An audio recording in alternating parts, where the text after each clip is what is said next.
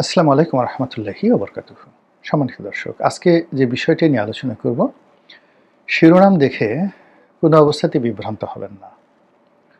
পবিত্র মাহে রমজান মাসে এই ভিডিও করছি রোজা অবস্থায়, কাজেই একটি শব্দ এখানে মিথ্যা বা প্রোপাগান্ডা হিসেবে চালানো যাবে না। অন্য সময় আমি সাধারণত এই কাজগুলো করি না।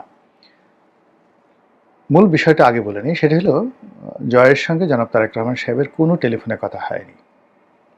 আগামীতে হবে কিনা আমি জানি না। এই দুজনের মধ্যে কোনো যোগাযোগ আছে কিনা তাও আমি জানি না। আমি শুধুমাত্র একজন লেখক হিসেবে বা একজন রাজনৈতিক বিশ্লেষক হিসেবে কল্পনা করার চেষ্টা করছি যে, ধরুন জয় এবং তারেক এই দুজনের মধ্যে টেলিফোনে কথা হলো।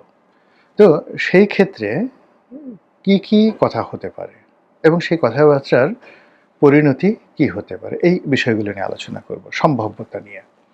কিন্তু তার আগে বলে নেই যে এটা সম্ভব কিনা, আদৌ সম্ভব কিনা, বা এটা যদি হয় তাহলে কী ধরনের পরিবেশ পরিস্থিতি তৈরি হবে। আপনারা জানেন যে যখন ২০০১ থেকে ২০০৬ সনে তারেক রহমান সাহেব একেবারে ক্ষমতার তুঙ্গে, তখন তাকে বাংলাদেশে বলা হতো রাজপুত্র।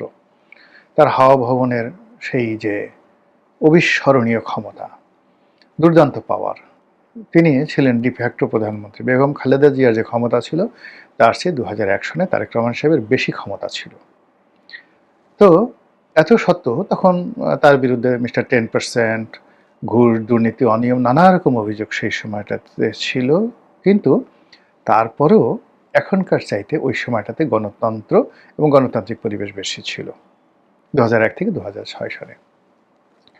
আপনাদের মনে থাকতে পারে যে ওই সময়টিতে তারেক রহমান সাহেবের ওই জমানাতে, মানে ওটা বেগম খালেদা ২০০১ থেকে খালেদা জিয়া প্রধানমন্ত্রী ছিলেন, কিন্তু বলা হতো এটা জমানে জমানায়ে তারেক, জমানা এ তারেক। তো সেই জমানাতে জনাব সজীব ওয়াজেদ জয় আমেরিকা থেকে একবার আসলেন। আওয়ামী লীগ সিদ্ধান্ত নিল যে তাকে সংবর্ধনা দেওয়া হবে। তো তাকে সংবর্ধনা দেওয়া হবে, লক্ষ লক্ষ মানুষ এয়ারপোর্টে এলো। এবং এই যে তারেক রহমান সাহেব যে ২৫ তারিখে এলেন ২০২৫ সনের ডিসেম্বর মাসে, এই সময়টাতে যত লোক হয়েছিল তার চেয়ে কম লোক হয়েছিল বলে আমার কাছে মনে হয় না। বিকজ ওই সময়টাতে যেহেতু আমি মনোনয়ন প্রত্যাশী ছিলাম, আমাকেও লোকজন নিয়ে আসতে হয়েছে, এবং কত লোক এনেছিলাম, আর ওই দিন এয়ারপোর্ট থেকে সুধা সদন পর্যন্ত কত লোক ছিল ওটা আমি নিজের চোখে দেখেছি। তো কাজেই মানে তারেক রহমান সাহেব যেদিন আসছেন আর জয় যেদিন আসছেন, এই দুইয়ের মধ্যে আমি পার্থক্য করতে পারবো না। কিন্তু যে কথাটি বলতে চাই যে সুধা সদনে এসে জয় উঠলেন তার মায়ের সাথে। তার মা তখন বিরোধী দলীয় নেত্রী। এখন বিরোধী দলীয় নেত্রী আওয়ামী লীগের জমানাতে যখন বেগম জিয়া ছিলেন, তাকে তো আওয়ামী লীগ পাত্তাই দিত না। এরপরে যখন ২০১৪ সনের পরে সাবেক প্রধানমন্ত্রী রূপে বেগম জিয়া ছিলেন, তার সঙ্গে যে অপমানজনক অপদস্থমূলক আচরণ করা হয়েছিল আওয়ামী লীগের পক্ষ থেকে, সেই দিক যদি বিবেচনা করেন তাহলে তারেক রহমান সাহেবের প্রশংসা না করে পারবেন না। জয় এসেছেন, সেই সময়টা জয়কে তিনি অভ্যর্থনা জানিয়েছিলেন, অভ্যর্থনা জানিয়েছিলেন। এটা আপনি ধরে নেন অভিনয়, এটা ধরে নেন নাটক, সিনেমা, যাই হোক না কেন। যেভাবে শেখ হাসিনা কোকোর মৃত্যুর পরে গেছিলেন, সবাই এটাকে অভিনয় বলে, কিন্তু এই অভিনয়টাকে ম্যাটেরিয়ালাইজ করা বিএনপির জন্য ওই মুহূর্তে লাভজনক ছিল। আর যদি সেটা করতেন ওই সময়টা, তাহলে ২০১৮ সনের ইতিহাস ভিন্ন হয়ে যেত। কোকোর মৃত্যুর পর পুরো বিএনপি ২০১৮ সনে ক্ষমতা আসতো, এবং গণতন্ত্র এই যে এখন জনাব তারেক রহমান সাহেবকে গণতন্ত্রের প্রতি ফিরতে যান বের হয়ে যাবে। এত সহজ হবে না। যে খতগুলো তৈরি হয়েছে সেই খতগুলো তৈরি হতো না, একটা সিস্টেম সেখানে রান করে গিয়েছিল। তো আবার জয় যে সুযোগটি পেয়েছিলেন তারেক রহমান সাহেবের পক্ষ থেকে, ঠিক সেই সুযোগটি গ্রহণ করা হয়নি, অপমান করা হয়েছে। আজকে যিনি তথ্যমন্ত্রী হয়েছেন, যাকে বলা হয় মিস্টার জহিরুদ্দিন স্বপন, তিনি সহ আরও কয়েকজন, এরা সবাই তখন তারেক রহমান সাহেবের ঘনিষ্ঠজন ছিলেন। তাদেরকে বলা হতো হাওয়া ভবনের কুশীলব বা হাওয়া ভবনের কিংমেকার। এবং ওই সময়টাতে জহিরুদ্দিন স্বপনের কথায় মানে কি বলবো, তিনি মানে ১০-১২ জন মন্ত্রী পকেটে রাখতেন। তারেক রহমান সাহেবের ক্ষমতার কাছে, মানে তিনি, গিয়াসউদ্দিন আল মামুন, তাদের যে ক্ষমতা, তারপরে মিস্টার অপু ছিলেন, আরও কে যেন ছিলেন, ডিউক ছিলেন, ভীষণ রকম তাদের ক্ষমতা ছিল। তো এইরকম বাংলাদেশে মানে ডিফ্যাক্টো প্রাইম মিনিস্টারের রাইট হ্যান্ড জহিরুদ্দিন স্বপন তিনি ফুলের তোড়া নিয়ে এবং একটি শুভেচ্ছা পত্র নিয়ে সুধা সদনের সামনে এসে জাস্ট ফকিরের মতো দাঁড়িয়েছিলেন এবং তিনি তখন সংসদ সদস্য।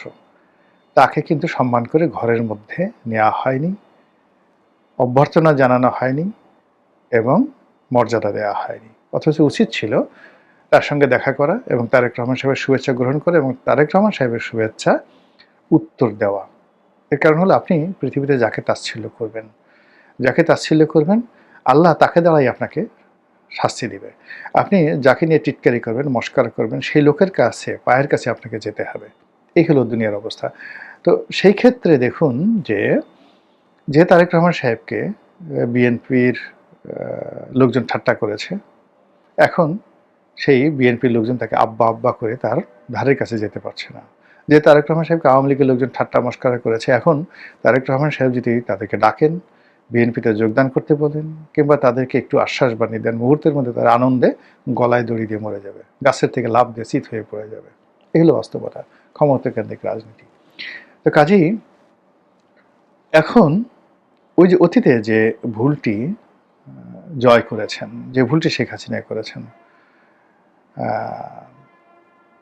তারেক রহমান সাহেবকে সেই ভুলটি করবেন? এটি হলো প্রশ্ন।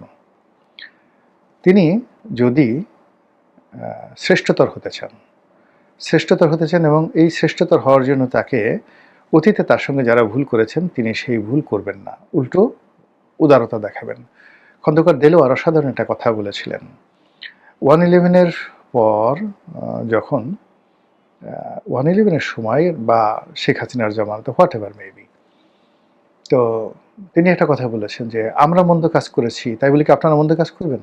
আমরা মন্দ কাজ করার ফলে তো এখন শাস্তি পাচ্ছি, আর এখন আপনারা মন্দ কাজ করলে তো ভবিষ্যতে শাস্তি পাবেন। এখন এই কথাটা আমার এখনো কানে বাজে। এত ম্যাচিউর, এত সুন্দর, এত স্মার্টলি, বোল্ডলি বিএনপির তৎকালীন মহাসচিব যে কথাটি বলেছেন আমার এখনো কানে বাজে।